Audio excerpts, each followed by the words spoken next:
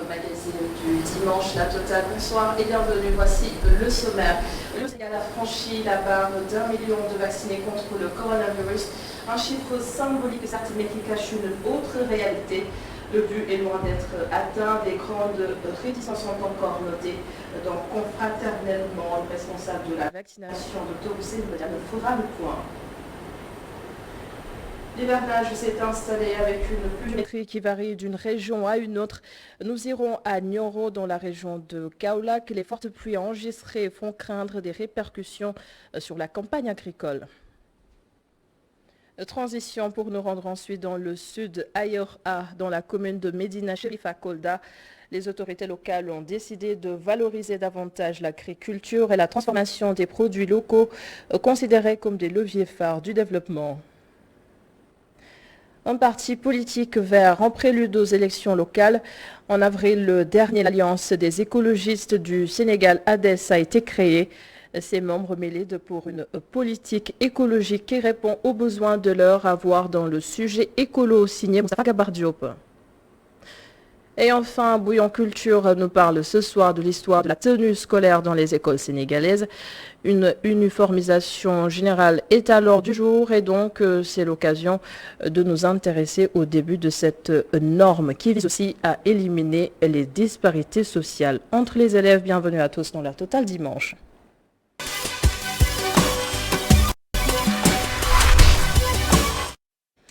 Dans le bulletin santé de ce dimanche, le nombre de personnes vaccinées est estimé à exactement 1 105 420 depuis le début de la troisième vague de contamination marquée par le variant Delta. C'est la ruée vers les vaccins. Un début de prise de conscience. En tout cas, plusieurs facteurs pourraient l'expliquer. Selon le docteur Hussein Badiane, le responsable de la vaccination annonce l'arrivée de nouvelles doses d'AstraZeneca dès la semaine prochaine et la priorité sera accordée aux personnes qui n'ont pas encore reçu leur seconde dose. Entretien avec Abdourahmane Li.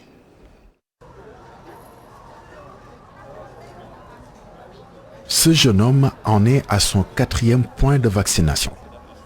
Le Sinopharm est introuvable alors qu'il doit prendre sa seconde dose. Nous avons Gaspard Camara. On s'est d'abord rendu au district de santé Gaspard Camara où il nous a été informé que le vaccin Sinopharm est en rupture. La même réponse nous a été servie aux HLM, au centre de santé et à l'hôpital. Ici également, l'on nous dit que le vaccin Sinopharm est en manque. Ce qui me désole dans tout ça, c'est que ce sont les autorités qui nous invitent à aller nous faire vacciner. Et lorsque nous nous présentons sur les lieux, on ne voit aucun vaccin. Donc je suis en droit de demander où sont passés les vaccins. Fruit d'une forte affluence des populations selon cette responsable de la Croix-Rouge. La sensibilisation semble avoir fait effet. Par jour, on ne peut pas donner le nombre exact, mais bon, il y a une grande affluence. Il y a une grande affluence, les jeunes sont là, les vieux, tout le monde. Bon, nous pouvons dire que bon, la population est consciente en ce moment du danger de la Covid-19. Bon, il y a les jeunes qui sensibilisent leur famille, leurs amis pour qu'ils viennent. Souvent, on a des gens qui viennent se vacciner et en retour, ils amènent d'autres. Une prise de conscience pas du tout fortuite. Passe sanitaire exigée dans certains pays, la psychose liée au nombre de décès ou encore la montée en flèche du nombre de cas depuis le début de la troisième vague. Conséquence, rupture des doses de vaccins. Le coordonnateur du programme élargi de vaccination rassure et annonce l'arrivée de nouvelles doses d'AstraZeneca notamment dès le début de la deuxième quinzaine du mois d'août. Actuellement, on était en rupture de AstraZeneca, mais la bonne nouvelle c'est qu'à partir de la semaine prochaine, le vaccin sera disponible. Et actuellement, on est en train de vacciner au niveau des centres avec le Sinopharm et le Johnson & Johnson. Le Sinopharm n'est pas... Peut-être c'est des ruptures dans certains centres, mais globalement, il n'y a pas encore de rupture de Sinopharm. Mais normalement, ceux qui doivent prendre leur deuxième dose de Sinopharm sont en train de le prendre. Parce qu'on fait même des premières doses de Sinopharm actuellement. Troisième vague, l'œuvre du variant qui secoue le monde. Un monde qui s'interroge sur la nécessité d'injecter une troisième dose de vaccin à certaines personnes vulnérables. L'idée, est à envisager au Sénégal. Mais ce n'est pas encore à l'ordre du jour. Parce que vous voyez que dans les pays où ils parlent de troisième dose, c'est des pays qui ont quand même atteint un certain niveau de vaccination au niveau de la population, qui sont à plus de 70% de vaccination dans la population. Donc ils peuvent se permettre de revacciner. Mais nous, on est loin de cet objectif. Donc pour l'essentiel, on se fixe sur l'objectif de donner 2 doses à chaque personne avant de penser à une revaccination des autres personnes. 2000 unités de vaccination, dont 200 à Dakar, sans compter les autres zones de vaccination. Un déploiement pour sortir de ce pays du gouffre de la pandémie. L'objectif étant d'arriver à 70 voire 80% pour assurer une immunité collective. Merci beaucoup Abdourahmane. Alors notre invité ce soir, donc confraternellement, Hassan Touré, journaliste spécialisé sur les questions de santé publique. Bonsoir. Bonsoir. Alors vous êtes aussi actuellement le directeur de l'agence de management et de communication en santé. On l'a dit tout à l'heure dans le reportage, la barre d'1 million de vaccinés a été franchie cette semaine sur une population de 17 millions d'habitants. C'est désormais officiel, on est 17 millions selon l'ANSD. Et je rappelle aussi que la vaccination a démarré au Sénégal en février dernier. Est-ce que c'est suffisant selon vous, 1 million de vaccinés en 6 mois? Je vous remercie d'abord pour l'invitation. Mais permettez-moi de dire qu'1 million sur 17 millions, on est très loin de l'objectif de 70 à 80% pour atteindre au moins l'immunité collective. Vous savez, en matière d'épidémie, surtout par rapport à l'épidémie que nous vivons présentement, la Covid-19, la vaccination occupe une place importante. On sait aujourd'hui que certains pays qui étaient durement touchés ont redressé la barre grâce à la vaccination. On s'est félicité tout au début que notre pays disposait de vaccins lui permettant de faire face à l'évolution de la pandémie. Mais vous savez, le rythme, aujourd'hui au Sénégal, on peut estimer le taux de personnes vaccinées à peu près 6%. Mais 6%, c'est très loin de la barre en santé publique où on peut parler d'immunité collective de 70 à 80%. Ça veut dire qu'il reste encore beaucoup à faire. Dans ce beaucoup à faire, il y a une part qui revient à l'État, au gouvernement, mais il y a une part également qui revient aux populations, à la communauté. Et il faut que les deux s'accordent, qu'il y ait plus de synergie pour qu'ensemble nous puissions aller vers un rythme beaucoup plus effréné et atteindre très rapidement, si nous voulons que ce pays, dans les mois et les semaines à venir, puisse retrouver une certaine stabilité. Une population très sceptique pour le moment par rapport au vaccin. Oui, très sceptique parce que c'est peut-être là où il faudra parler de stratégie de communication. Très sceptique parce qu'au début de l'épidémie, nous avions dit que dans de pareilles circonstances, ce qui était le plus important, c'était le changement de comportement. Nous en avions appelé à ce niveau, à ce que les autorités, à ce que les cercles constitués au niveau de notre société puissent chacun, en ce qui le concerne, jouer sa partition et aider à ce changement de comportement tant souhaité.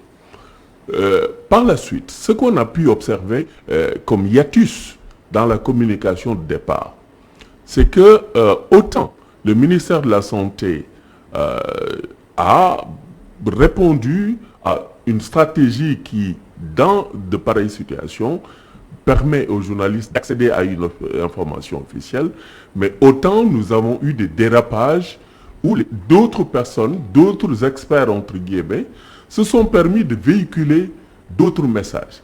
Ce qui fait qu'à l'arrivée, les populations qui sont consommateurs de ces informations et de ces messages étaient dans le dilemme. Finalement, qui croire, qui écouter. Il y avait donc une harmonisation à faire. C'est à l'échelle mondiale. On assiste à une pléthore d'informations tout le temps, à la télévision, sur les réseaux sociaux. Partout, on parle de la même chose. Il y a beaucoup d'informations, mais dans cette information, il y a beaucoup de désinformation. Vous savez, la rumeur a toujours existé dans le système de l'information.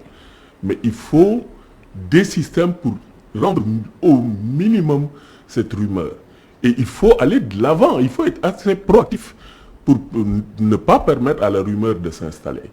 Mais quand vous avez, sur des plateaux de télévision, de radio et autres, des personnes qui vous disent « vivez avec le virus », au même moment où vous invitez les personnes à un changement de comportement, d'autres qui vous disent « récitez tel talisman, récitez tel doigt », et puis vous êtes épargné, appartenez à telle communauté religieuse, vous êtes épargné. Je ne pense pas que cela puisse aider à faire changer de comportement et à emmener les populations, non seulement à se faire vacciner, mais à accepter le vaccin d'abord, oui. À accepter le vaccin, mais à également adopter les mesures barrières. L'acceptation d'un vaccin, ce n'est jamais évident. Ce n'est jamais évident. Parce qu'il y a dans les populations, généralement, surtout en matière de changement de comportement, en matière de prise de décision, ce qu'on appelle une prise de décision. Certains sont très spontanés à prendre la décision la bonne parce que conseillés par des spécialistes. Pour eux, il n'y a pas de dilemme possible, il n'y a pas à chercher de midi à 14 heures. C'est les personnels de santé qui nous conseillent d'aller le faire. Les yeux fermés, je vais le faire. Mais d'autres vous diront, parce que, bon, à côté, d'autres leur ont dit, non, attention, ce vaccin est dangereux, il va vous priver de faire des enfants, il va vous priver de faire ceci et cela. Après, ils sont réticents. Ils ne vont pas vers les centres de vaccination. Mais d'autres vous diront, je n'y crois rien du tout. Mais ça, c'est dans le cercle global de la prise de décision. Mais ça, est-ce qu'il ne fallait pas, depuis le départ, peut-être installer une stratégie de communication, préparer psychologiquement les Sénégalais à recevoir ces vaccins? Je pense, communiquer plus sur les différents vaccins que le Sénégal a reçus. Le ministère de la Santé, dès le départ, a essayé d'adopter et de mettre en place une stratégie de communication. Mais vous savez, comme je dis tout à l'heure, dans un pays comme le Sénégal, où vous avez une pluralité de l'information, des médias, vous avez les réseaux sociaux, il est très facile de mettre des fausses informations à partir de ces réseaux. Mais est-ce qu'on a la capacité de contrôler toutes ces informations en temps réel et de pouvoir y apporter des réponses? Je pense que le ministère a fait face un peu au départ à ce type de dilemme, à ce type de situation. Mais ce qui est important dans de pareilles situations, c'est de voir pourquoi les populations développent une certaine réticence. Mais pour cela, il faut des enquêtes de terrain. Parce que ce qui est valable à Dakar n'est pas valable à Diourbel. Ce qui est valable à Diourbel ne l'est pas pour Saint-Louis. Oui.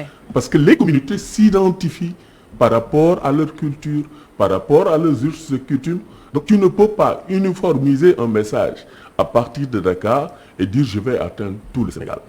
On peut avoir une stratégie nationale, mais pour chaque département, il faut essayer d'adapter les messages à la localité. Ce qui s'est passé par exemple à Dakar.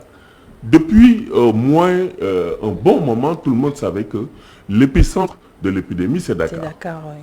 Mais qu'est-ce qu'on a fait de manière spécifique pour faire face à la situation de Dakar? Pas grand-chose. Je pense que c'est ça la grande question.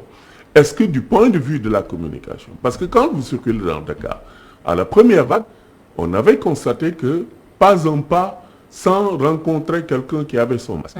Pas un pas, Dakar était presque vide. Oui. Mais quand on a engagé la deuxième vague, on a vu, par lassitude, parce que ça a duré, parce que les gens étaient à la recherche du quotidien, les gens ont commencé par se laisser aller. Mais dans cette période qui a coïncidé avec la Korité, l'approche des fêtes, mais certains se sont dit pour des raisons économiques, mais écoutez, ils étaient même prêts à défier l'État pour aller chercher le pain quotidien. Mais ces personnes n'étaient plus enclins de recevoir des messages ou d'écouter des conseils de praticiens. Je pense qu'aujourd'hui, la situation actuelle du Sénégal est de la responsabilité de chacun de nous. Maintenant, ce qu'il convient de faire, c'est que chacun doit, et j'insiste sur le mot, adopter son changement de comportement propre. Ça veut dire quoi? À lui seul, il doit comprendre qu'il peut sauver sa communauté, mais qu'il peut lui-même se sauver. Au départ, qu'est-ce qu'on disait? Oui, il faut préserver les vieux. Mais c'est comme si la Covid nous a répondu en disant « Ah bon, c'est les vieux, je vais m'attaquer aux jeunes. » Oui, ça a changé. Donc ça veut dire que même la cible a changé. Même la stratégie de communication, le message a changé, il faut l'adapter. Parce que ces jeunes qui alors se disaient « Je ne me sens pas concerné », mais aujourd'hui, c'est ces mêmes jeunes qui sont le plus grand nombre de victimes de la troisième vague. Oui, donc je pense qu'aujourd'hui, ce qui est important, c'est d'abord la prise de conscience individuelle des uns et des autres.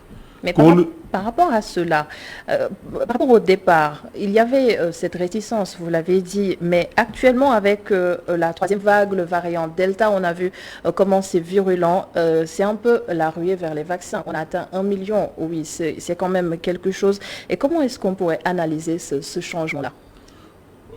Vous savez, en fait, il y a ceux qui sont réticents. Il y a ceux qui attendent d'être convaincus. Parce que parfois aussi, c'est une question de disponibilité de l'information pour prendre la bonne décision. Il y a dans la stratégie de changement de comportement 2 aspects. Le premier aspect, c'est l'aspect processus, qui consiste dans le court et le moyen terme à faire adopter à la personne les comportements souhaités pour faire face à une maladie ou à une épidémie déterminée. Mais il y a le changement de comportement par l'exemple. Et c'est en cela qu'il est important de voir une personnalité comme le chef de l'État accepter de tendre son bras et de se faire vacciner. Je pense que ce qui est important également à ce niveau, il fallait élargir ce cercle de personnes porteurs de voix. Les communautés religieuses. Les communautés. Nous avons des cercles dans notre société. Vous avez des leaders d'opinion. Vous avez les familles religieuses. Vous avez des personnalités qui ont de la voix. Mais, de grâce, mais que ces personnes restent à la disposition de la nation et donnent l'exemple et se faire vacciner. L'histoire nous a enseigné par le passé qu'un grand marabout, quand il y a eu une épidémie dans ce pays, mais est venu spontanément tendre la main et dire « vaccinez-moi ». Mais je pense aujourd'hui qu'on est à cette situation. Je rappelle simplement, mais le marabout sans ses talibés, il n'est pas un marabout. Le leader politique sans ses militants, il n'est pas un leader. Le père de famille sans sa famille, il n'est rien du tout.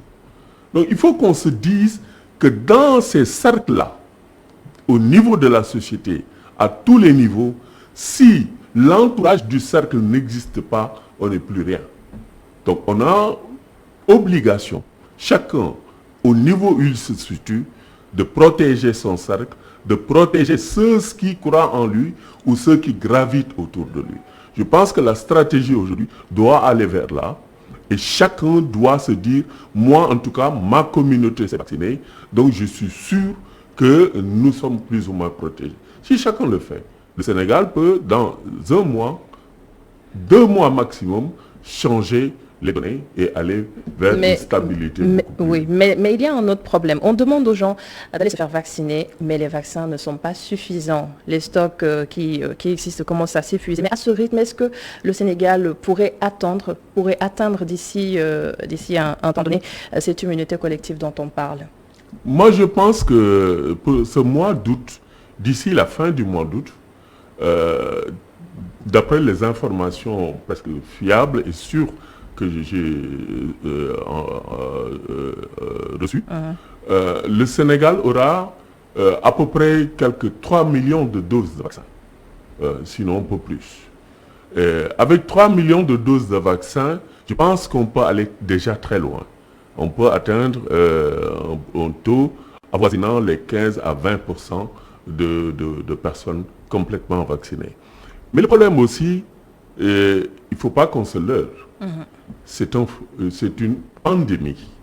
Ça veut dire que tous les pays sont concernés et tous les pays, y compris ceux qui ont l'habitude de fabriquer ces vaccins, eux-mêmes sont dépassés par la situation.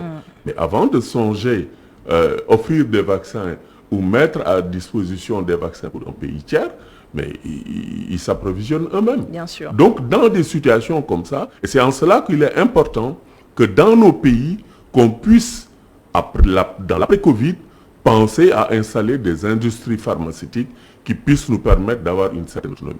Mais aujourd'hui, je pense, en tout cas personnellement, de l'expérience que j'ai de ces épidémies-là depuis plus de 25 ans, où j'ai sillonné l'Afrique, j'ai suivi le monde, où j'ai vu l'évolution de certains types d'épidémies, je pense que le Sénégal a fait beaucoup d'efforts par rapport à beaucoup de pays pour avoir déjà autant de vaccins par le biais de ces relations, par le biais de la coopération. Mais je pense que ce n'est jamais suffisant quand vous avez autant de décès, autant de morts, autant de personnes menacées. Je pense que ce n'est jamais suffisant pour un homme d'État, pour un État qui veut stabiliser son économie, qui veut que sa population puisse conserver son capital santé. Je pense que ce n'est jamais suffisant. Donc je crois que les autorités de ce pays vont mettre les bouchées doubles, vont activer la coopération internationale pour avoir le maximum 5 à 7 millions de doses de vaccins pour vraiment répondre à la demande qui est devenue de plus en plus pressante. Parce que les réticences commencent à tomber. Et c'est heureux qu'il y ait les réticences qui tombent. Mais ce qu'il faudra éviter, c'est que les gens soient prêts à aller se faire vacciner, donc que la demande augmente, mais que l'offre de vaccins ne soit pas là. Ah, ça, ce serait un autre problème. Oui, parce qu'il faut également souligner que ce million dont on parle, ce million de vaccinés, est constitué en grande partie de personnes qui n'ont reçu qu'une dose et qui attendent leur deuxième dose. Pas forcément. Si. Il y a eu, c'est-à-dire, il y a beaucoup de personnes, moi qui vous parle, j'ai pris mes 2 doses. D'autres, oui. Mais à un certain, ceux qui, en tout cas, se sont vaccinés le premier, ont reçu des doses complètes. Ouais. Bon, il y a eu l'arrivée des vaccins d'Astra.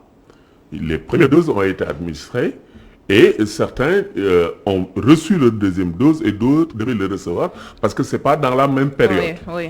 Mais dans cette même période, vous ne pouvez pas, à mon avis, conserver des vaccins pour des deuxièmes doses de Jean et de Paul, alors qu'il y a des demandes qui sont là et qu'on espère qu'avant l'arrivée de l'échéance de ces doses-là pour les autres personnes qui ont déjà pris leur première dose, on va pouvoir satisfaire tout le monde et avancer. Je pense que c'est à ce niveau-là, pour des raisons que j'ignore au plan international, qu'il y a eu ce décalage qui fait que certains qui avaient reçu leur première dose d'AstraZeneca n'ont pas pour l'instant reçu. Non. Mais je pense que la semaine prochaine, il y aura il y a d'autres doses d'AstraZeneca qui vont arriver. Et en priorité, ceux qui ont reçu leur première dose vont être les prioritaires pour recevoir leur deuxième dose. Merci beaucoup Hassan Touré. Je rappelle que vous êtes journaliste spécialisé sur les questions de santé publique et vous êtes actuellement le directeur de l'agence management et de communication en santé. Merci d'avoir été avec nous. On enchaîne très rapidement avec Coin Éco. Je disais tout à l'heure, l'hivernage s'est installé dans certaines zones du pays, même si les pluies sont instables. C'est comme dans la région de Kaolack, le département de Nioro a enregistré la plus grande quantité de pluie avec 430 mm. Cependant, la région a connu une longue pause pluviométrique, mais le directeur régional du développement rural assure qu'il n'y aura aucun impact sur la campagne agricole. Correspondance à Damassar avec Astumbaï.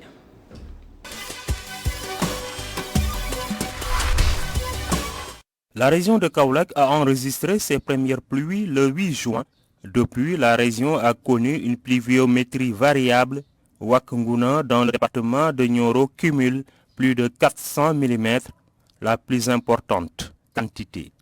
Le cumul maximum de pluie est enregistré au Wakanguna avec une hauteur d'eau environ de 430 et quelques millimètres. Donc le nombre de jours s'étale entre 17 à 22 jours de pluie. Par contre, dans le Kaolack, nous avons enregistré un intervalle de pluie ou bien une fréquence de pluie entre 12 et 10 et 21 jours de pluie. et celui de Guinguinéo entre 10 et 17 jours de pluie. Donc ce qui fait que présentement, donc, nous avons deux facettes de pluie d'hivernage. Il y a le département de Nioro où l'hivernage est plus remarqué, ensuite suivi du département de Kaolack et celui de Guinguinéo. Cependant, une pause pluviométrique assez longue est observée dans la région, mais de l'avis du directeur régional du développement rural, le gouvernement a pris toutes les mesures pour une bonne campagne agricole. Les autorités du ministère de l'Agriculture ont pris toutes les dispositions, ont anticipé même, je peux dire, pour mettre à la place non seulement une politique de diversification agricole, mais également une politique d'augmentation des rendements. En quoi faisant? En augmentant non seulement les intrants, les engrais, mais également les quantités de semences certifiées. Cette année, déjà des semences de pastèque sont déjà mises en place au niveau dans le département de Guinguinéo. Pour le moment, pour une superficie globale de 590 hectares. Donc vous voyez déjà l'anticipation. Ensuite, il y a un programme de manioc qui est en train d'être déroulé. Et chaque département a reçu son quota. Donc nous sommes déjà dans l'anticipation pour avoir toujours maintenir, non seulement augmenter la production par rapport à celle de l'année dernière. Du côté des paysans, l'espoir est permis. En matière de campagne, le producteur, ce qu'il a, c'est semer ses graines et espérer toujours. Parce que nous savons que ça peut avoir beaucoup d'eau et que la campagne ne sera pas bonne. On peut attendre aussi la campagne au mois de juin. Cette campagne peut aller jusqu'à fin juillet cette année. Donc on espère et je crois bien qu'on a semé nos graines et on continue à espérer et je crois bien qu'on aura une bonne campagne cette année. En attendant, les travaux champêtres se poursuivent et les paysans espèrent un bon rendement cette année. Merci Adamas. Alors tous les regards se tournent vers le ciel de plus en plus nuageux avec de fortes précipitations dans le sud, l'est et le centre du Sénégal. Si les citadins redoutent les pluies, ce n'est pas le cas chez les paysans. Bonsoir Mamadou Ndiaye. Bonsoir Adama. Alors vous recevez ce soir Dr Wali Diouf, coordinateur du programme national d'autosuffisance sans riz Pénard. Bonsoir Monsieur Diouf. Bonsoir Madame. Et c'est parti. Oui, nous avons le plaisir de recevoir Wali qui s'occupe justement des questions du riz. C'est le monsieur riz au Sénégal. Et là, il rentre même de son Niakhar natal. Monsieur Diouf, le long de la route qui vous chemine vers votre village, il a plu? Oui, absolument. De mon village Soror, dans la commune de Niakhar jusqu'à Dakar, effectivement, on a constaté que la pluie est tombée partout. On a constaté aussi un bon comportement des spéculations. On était très très satisfait de ce qu'on a vu. Donc dans le monde rural, les paysans sourient. Alors le paysan, effectivement, quand il constate que sa spéculation est en train de grandir, que la pluie tombe, qu'il n'y a pas d'attaque, effectivement, il sourit. Très bien. Mais les rires, ce sera quand il va commencer à récolter. Est-ce que nous pouvons dire que notre pays est un pays bien arrosé par les pluies? Absolument pas. Il ne faut surtout pas que les gens oublient que nous sommes aux portes du désert. Hein? Nous sommes un pays sahélien, très loin des pays qui sont à côté de, quoi on l'appelle, l'équateur. On ne peut pas être à côté du désert, être un pays sahélien et être un pays bien arrosé. Au contraire, nous sommes un pays où on reçoit très peu de pluviométrie. Il faut donc beaucoup d'ingéniosité pour avoir une production agricole dans un pays comme le nôtre. Alors le document fait état de 400 mm sont tombés dans la région de Kaolack. C'est peut-être une des régions les plus arrosées du pays. Non, plutôt les régions les moyennement arrosées. D'accord. Les régions qui reçoivent le plus de pluie ici au Sénégal, c'est le sud et l'est. C'est le sud et l'est. D'accord. Quand nous parlons de l'est, nous pensons à la région de Kédougou. De Kédougou, oui. Et quelle est la moyenne justement de la pluviométrie au plan national?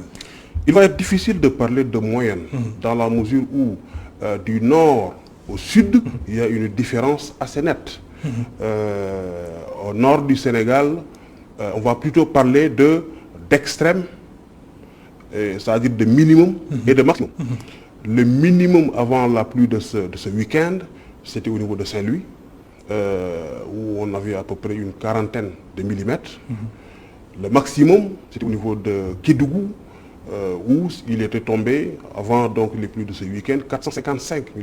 Donc vous voyez un peu la différence. Et entre les deux, vous avez donc après tous les chiffres. Voilà. Alors, est-ce qu'avec le niveau des précipitations, on peut à la limite pronostiquer un peu les performances justement de nos campagnes agricoles?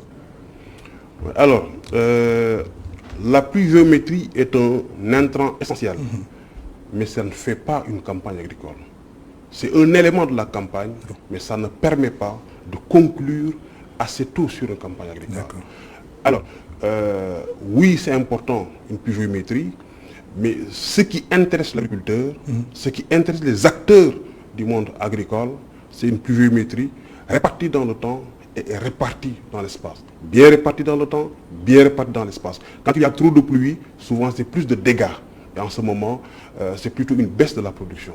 Quand il y a une pluviométrie qui peut être extrêmement importante, mais condensée dans le temps, là aussi, vous n'avez pas ce que vous voulez parce que peut-être les productions n'arriveront pas, ne vont pas réussir à boucler leur cycle. Alors, vous avez parlé des zones bien arrosées, mais maintenant parlons justement des poches déficitaires. Lesquelles?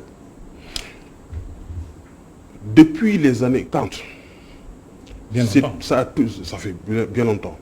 L'extrême nord du Sénégal a toujours été une zone déficitaire, parce que c'est la zone la plus proche du désert du Sahara.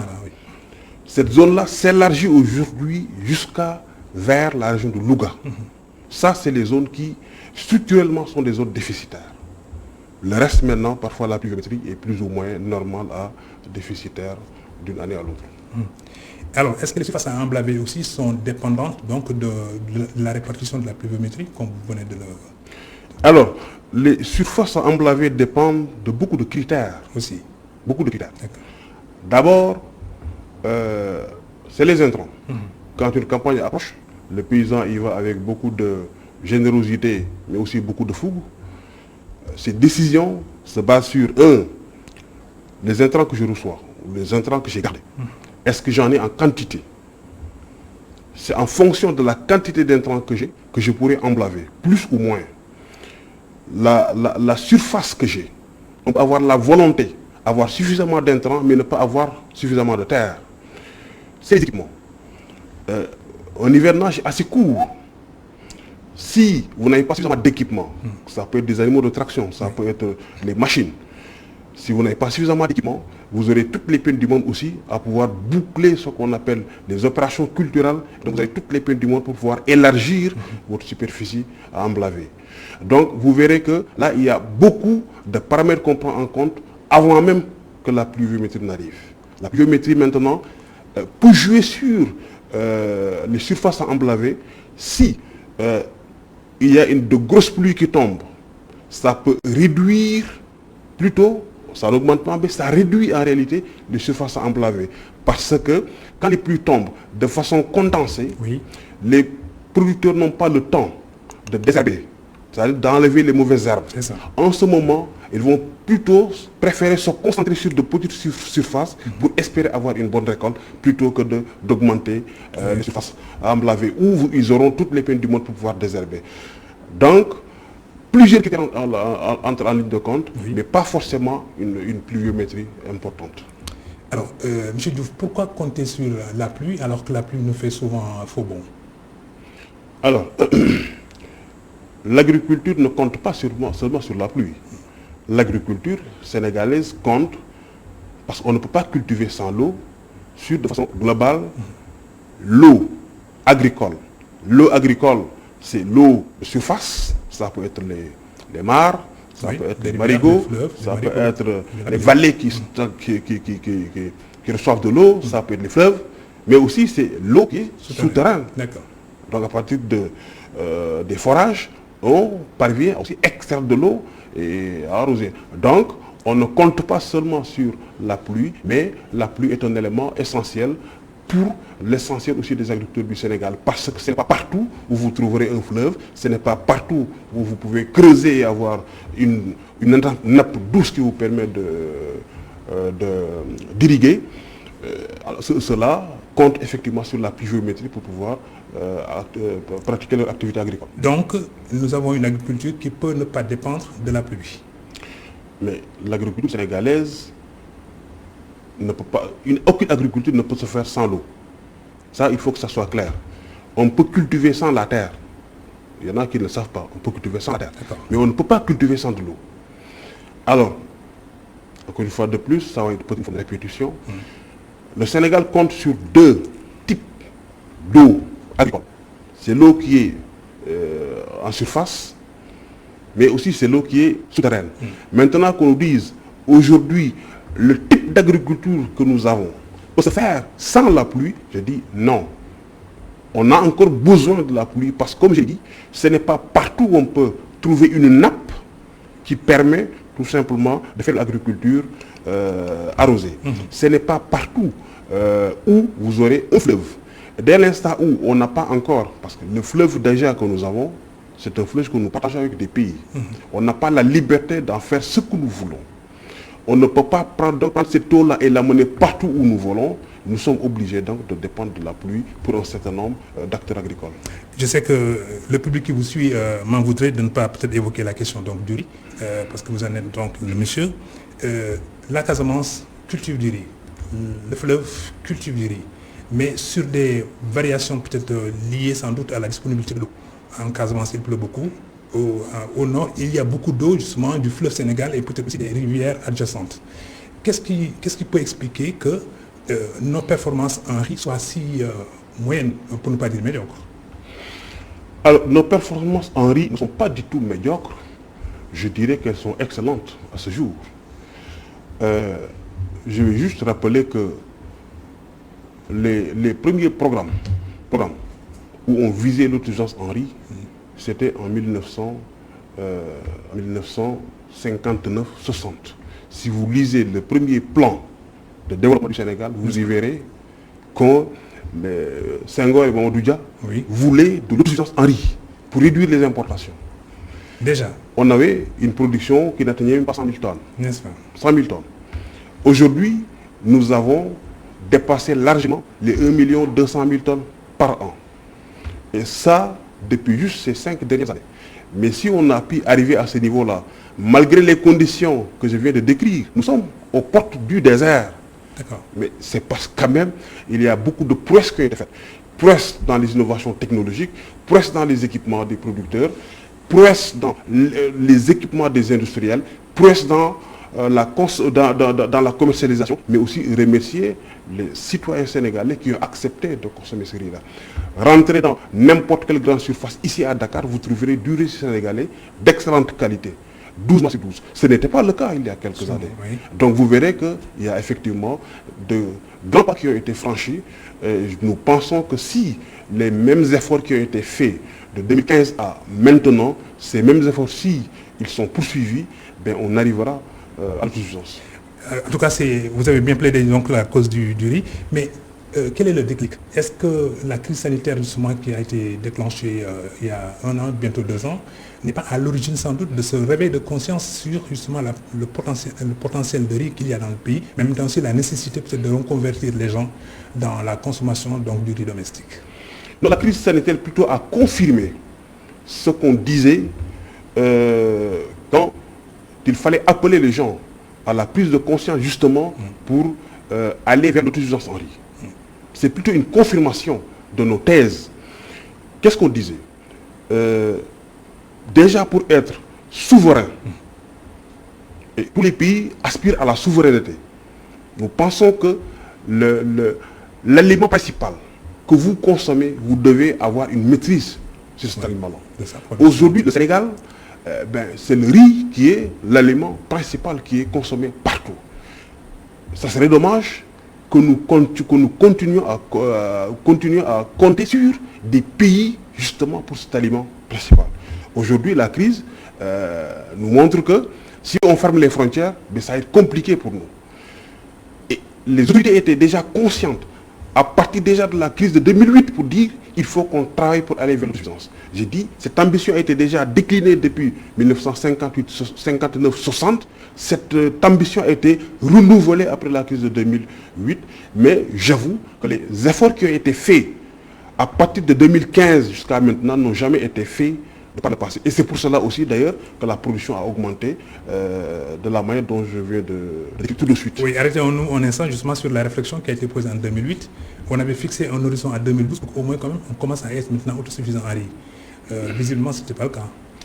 Oui, c'est exact. Il est clair que c'est vrai qu'après la crise de 2008, 23 pays africains se sont réunis dans le cadre d'une coalition qu'on appelait la coalition pour le développement de la riz en Afrique pour dire il nous faut être autosuffisant à partir de l'horizon 2012. Et chaque pays sur les 23 pays s'était engagé de faire en sorte que son pays soit autosuffisant. Ben, oui, le constat était qu'aucun des pays n'a atteint cet objectif-là. Ils se sont retrouvés à Dakar à partir de 2012 pour faire le bilan. Ils ont tous constaté, je ne dirais pas leur échec, mais en tout cas la non-atteinte de l'objectif qui était fixé. Chacun de ces pays s'est encore engagé, mais cette fois-ci sur des horizons différents. D'aucuns ont dit, je vise l'horizon 2015, d'autres 2016, d'autres 2017, d'autres 2018, d'autres 2019. Quand on a fait le bilan en 2019, parce qu'on s'est retrouvé en 2019, l'ensemble de ces pays, pour faire le bilan, on a constaté que l'objectif était en réalité un objectif commun. Parce qu'il y avait un objectif commun et un objectif pays. L'objectif commun, c'était qu'il faut aller vers le doublement de la production ridicole au niveau africain. Cet objectif-là a été atteint. Mais l'objectif pays, c'était que chaque pays visait l'autosuffisance. Ce objectif n'est pas encore atteint. Donc chaque pays est invité encore à redoubler d'efforts pour aller vers l'atteinte de l'objectif pays. Ok, le temps nous est compté, Adama. Je vois qu'il met la pression. Mais une petite question, peut-être qui est sans intérêt pour nos téléspectateurs. Wally, vous mangez quel type de riz chez vous? Je mange du riz produit au Sénégal. Deuxièmement, même il m'arrive d'organiser des séminaires. J'existe de l'hôtel, là où je l'organise, de cuisiner du riz sénégalais. Et chaque fois que j'ai fait, souvent l'hôtelier même m'appelle pour me dire, depuis lors, on continue à manger du riz sénégalais. Voilà. Si vous voulez être bien portant, consommez du riz sénégalais. Merci, Mamadou Ndiaye. Merci également à vous, à votre invité, Dr Wally Diouf, coordonnateur du programme national d'autosuffisance en riz. Médina Chérif dans le département de Kolda en croisade contre la précarité des femmes en milieu rural. L'agriculture et la transformation des produits locaux sont les deux secteurs que le maire de cette localité veut promouvoir pour asseoir un développement durable dans cette commune frontalière avec la Gambie et la Guinée-Bissau. Ailleurs, c'est avec Hassan Ba. Balokunda dans la commune de Médina Chérif, arrondissement de Mampatim. Dans ce village, la principale source de revenus des femmes, c'est la transformation de la pâte d'arachide. Mais le matériel dont elles disposent ne permet pas d'avoir un produit fini. Mais grâce au partenariat entre la mairie et l'IMSEC, ces braves femmes n'auront plus besoin d'aller jusqu'à Diaoubé pour transformer leurs produits. Auparavant, nous prenions les arachides pour les amener jusqu'à Diaoubé, afin d'obtenir un produit fini. Mais si nous obtenons une machine pour faire tout le travail, ici, ça va booster notre activité. Après Mbalokunda, sur le bassin de l'Anambé, ici, c'est la culture du riz de contre-saison qui pousse à perte de vue. Conscients du potentiel que cette zone peut apporter dans l'autosuffisance en riz, les agriculteurs sollicitent encore un appui de leur zone pour emblaver plus d'hectares. Il nous faut de bons tracteurs, c'est-à-dire des tracteurs performants de 150 chevaux, d'où là où on peut labourer à sec. Donc il nous faut aussi des motopompes fardage, c'est-à-dire les motopompes qui ne fixent pas sur le pompage, qui se fixent dans les canaux. Le directeur d'IMSEC Sénégal qui était en déplacement dans la zone a promis un accompagnement aux acteurs économiques sur le moyen et le long terme. Et nous avons un engagement très fort avec le maire pour pouvoir continuer nos actions ici sur le moyen long terme. Parce que si nous discutons avec le maire pour avoir un siège ici, ce qu'il nous a accordé, nous a donné plus que même ce que nous avons espéré. Donc ça veut dire que nous allons rester dans la durée, nous sommes à Diaoubé, nous sommes à Vélingara et nous allons avoir 1 hectare ici. Le maire de Médina Chérif veut faire de sa commune une référence en termes de développement durable. Nous sommes une collectivité locale d'infrastructures sociales. Nous sommes aujourd'hui une collectivité locale porteuse de développement durable, porteuse de développement harmonieux, de développement économique et social. C'est ça qui nous motive, qui nous pousse à aller travailler avec des partenaires aussi importants. C'est un honneur de recevoir le directeur général de l'INSEC parce qu'il pouvait demander à ses équipes, mais il a pu venir, il a tenu à travailler avec nous. La commune de Médina Chérif compte 57 villages. Elle est à cheval entre 2 pays frontaliers, la Gambie. Et le sujet écolo, l'Alliance des écologistes du Sénégal, ADES, a été créée en avril dernier. En prélude aux élections locales de 2022, ce jeune parti appelle à une grande mobilisation pour redynamiser l'écologie au Sénégal. Son président veut notamment placer la mairie de Saint-Louis sous le drapeau écologique. Moustapha Gabar Diop s'est entretenu par Zoom avec Baye Salamar. On s'est rendu compte qu'on a beau être cadre dans l'administration, qu'on a beau avoir une association, toujours les grandes décisions sont toujours prises par les hommes politiques. C'est ce qui, en quelque partie, donc, justifie un peu notre engagement en politique. Nous proposons notre candidature à la mairie de Saint-Louis parce que nous sommes convaincus qu'au vu donc, de ses potentialités touristiques, au vu de ses potentialités économiques et culturelles, Saint-Louis mérite mieux. Et cette candidature est avant tout donc, une candidature d'un programme qui voudrait faire de Saint-Louis la première ville écologique du Sénégal. Aujourd'hui, la ville de Saint-Louis fait face à beaucoup de problèmes environnementaux tels que l'érosion côtière, tels que la gestion de la problématique des déchets, tels que l'absence d'infrastructures qui sont exclusivement dédiées aussi donc, à cette jeunesse. Les partis écologiques doivent forcément être présents dans ce qu'on appelle les instances de décision. C'est vrai qu'aujourd'hui, les partis écologiques sont minés, ont été à un moment donné de leur histoire minés par des querelles intestines. Mais aujourd'hui, ce qui est salutaire, c'est que nous sommes en train de travailler pour aller vers ce qu'on appelle la Grande Alliance des écologistes du Sénégal. Laquelle Grande Alliance va forcément donc, être redynamisée d'abord l'écologie au Sénégal et permettre aussi la participation de l'ensemble des écologistes aussi aux prochaines élections législatives. Et sur le plan de la législation aussi, on peut introduire donc la notion de règle verte. Et cette notion-là signifie une chose, ne pas prendre à la nature plus que ce qu'elle n'est capable de renouveler. Introduire aussi donc, dans la législation les notions de pacte écologique. Introduire aussi et aussi constitutionnaliser la notion de responsabilité sociale d'entreprise. Il est sûr et certain qu'avec le capitalisme, une croissance infinie est dans un monde fini. Donc c'est un bon moment pour changer les choses, éviter de persister dans l'erreur et tenir compte des alertes pour vraiment changer les choses, les alertes, changer les stratégies qui sont basées sur une croissance qui nous condamne et vraiment qui nous condamne à mort et qui condamne pratiquement donc, notre pays à mort. Donc on peut changer la donne au Sénégal, mais la révolution doit d'abord être mentale.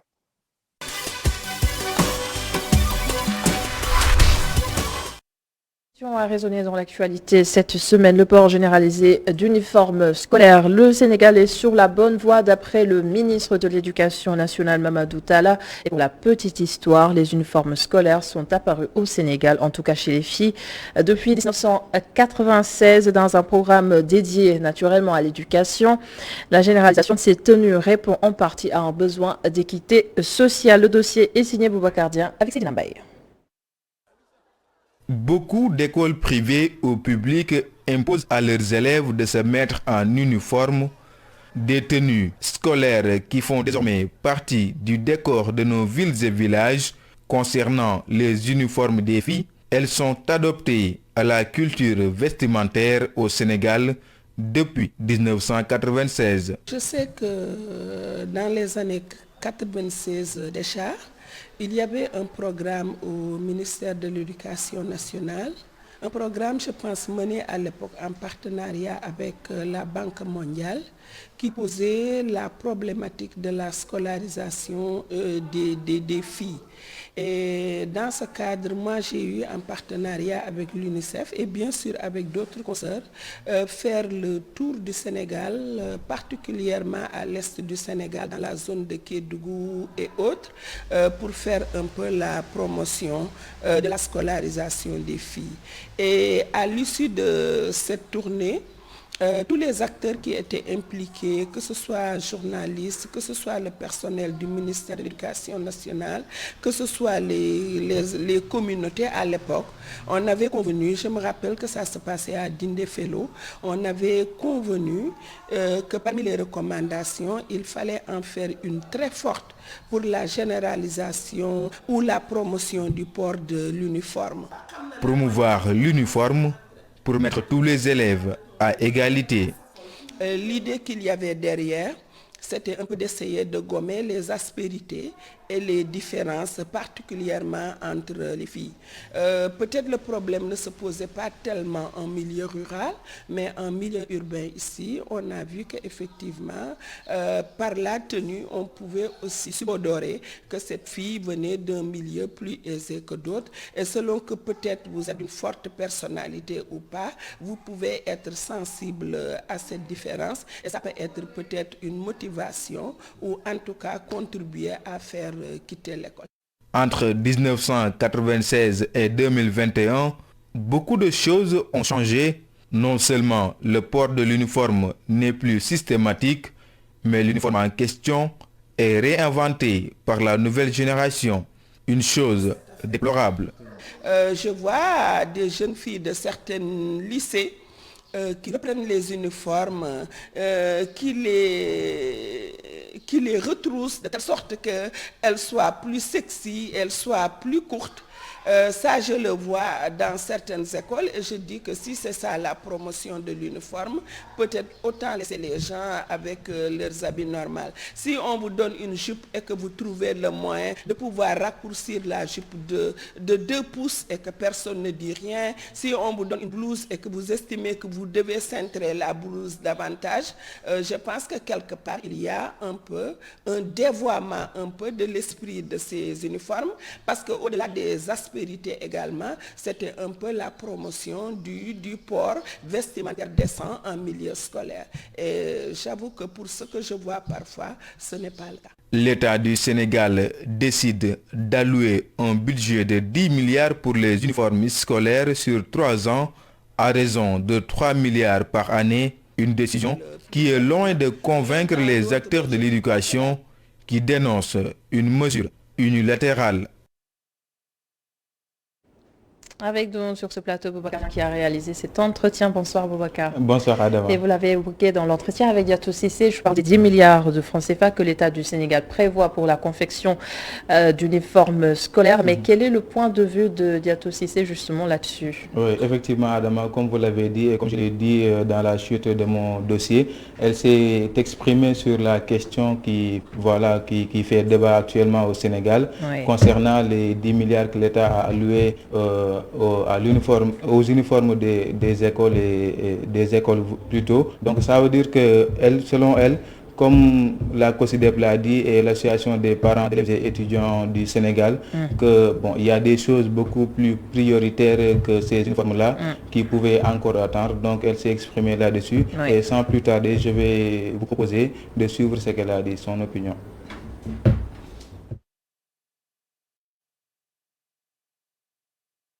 Il faut aussi que l'État puisse départir de sa toute-puissance et de se mêler de tout, partout.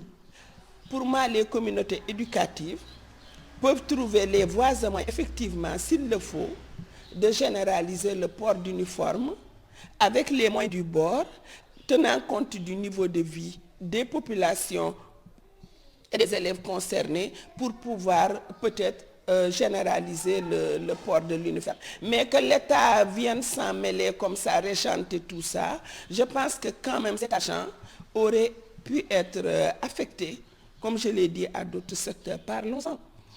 Le problème de la restauration à l'école se pose avec acuité. Nous avons des localités, et je sais bien de quoi je parle, où les enfants font 7 à 10 km pour arriver à l'école. Il leur est absolument impossible de retourner à midi se restaurer. Les communautés alentour de l'école ne peuvent pas les nourrir parce qu'ils sont tous régis par des conditions de pauvreté. Systématiser les cantines scolaires, est-ce que ce ne serait pas, par exemple, plus pertinent? L'un dans l'autre, je ne dis pas que la mesure est mauvaise, mais je pense que c'est une mesure peut-être qui pouvait attendre, ou bien c'est une mesure qui demandait quand même une plus large concertation de tous les acteurs de l'éducation autour de cette problématique-là. Voilà Adama, donc comme nous voulons de le suivre avec Diatou Cissé, donc qui est une journaliste spécialisée dans les questions en éducation, comme elle a dit, il y a des choses beaucoup plus urgentes. Parmi ces choses-là beaucoup plus urgentes, je peux donner des exemples comme dans la région de Sédhiou, où j'ai eu à effectuer des travaux plus tôt. Donc il y a le lycée Diallo qui est là-bas. Ce lycée-là est en état de délabrement avancé. Et ce n'est pas le seul lycée, il y a une école primaire qui s'appelle l'école 2, qui est non loin du centre du CEDEPS et non loin aussi de la Sénélec ou bien de la préfecture. Cette école-là aussi est en état de délabrement avancé. De ce fait, il y a ces choses-là qu'on devrait régler selon moi avant de pouvoir parler d'uniformes. Parce que les uniformes, c'est l'aspect vestimentaire. Donc il y a des choses qui sont là. Le cadre de vie d'abord des élèves, un endroit beaucoup plus moderne, beaucoup plus commode pour qu'ils puissent pouvoir étudier dans de bonnes conditions. Et une dernière question, Boubacar, d'où viennent ces uniformes? C'est quoi l'histoire? Oui, une très bonne question, parce qu'il faudrait savoir que ces uniformes-là ont apparu ou bien on les a confectionnés pour la première fois au Royaume-Uni et c'était au XVIe siècle et c'était destiné aux écoles entre guillemets des pauvres. Après cela, au XVIIIe siècle, les Français sont entrés dans la danse, donc ils ont eu aussi à confectionner des uniformes pour leurs écoles et lycées et autres. De ce fait, ça est arrivé au Sénégal ou bien en Afrique jusqu'à présent. On voit un peu partout des uniformes dans les écoles privées, publiques et autres. Ouais. Merci beaucoup, Boubacar. Je vous en prie. Rendez-vous la semaine prochaine Inch'Allah. Avec un autre sujet, bien Inch'Allah. entendu. La dernière partie de votre magazine du dimanche, La Totale. Bonne semaine. Suzanne Diallo partage avec nous ce soir ses secrets pour passer une bonne semaine. Elle est créatrice et propriétaire d'une boutique spécialisée dans la parfumerie. On regarde ensemble.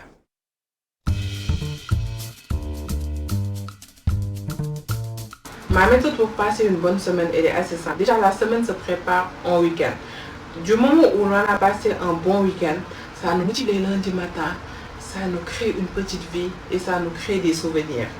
Donc, passez du moment avec des gens que vous aimez, entourez-vous de votre famille, cherchez un petit coin rien que pour vous. Chaque personne doit avoir son petit jardin secret.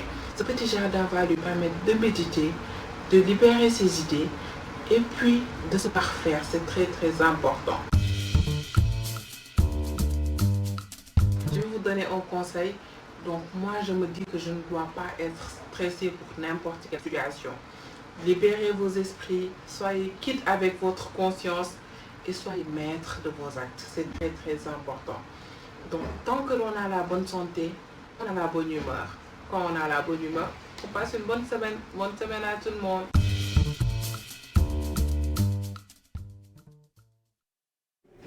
Et c'est la fin de La Totale dimanche. Merci de l'avoir suivi. Merci à l'ensemble des équipes en régie. Bonne suite des programmes sur ITV. Et moi, je vous donne rendez-vous demain dans le 19:45. Au revoir.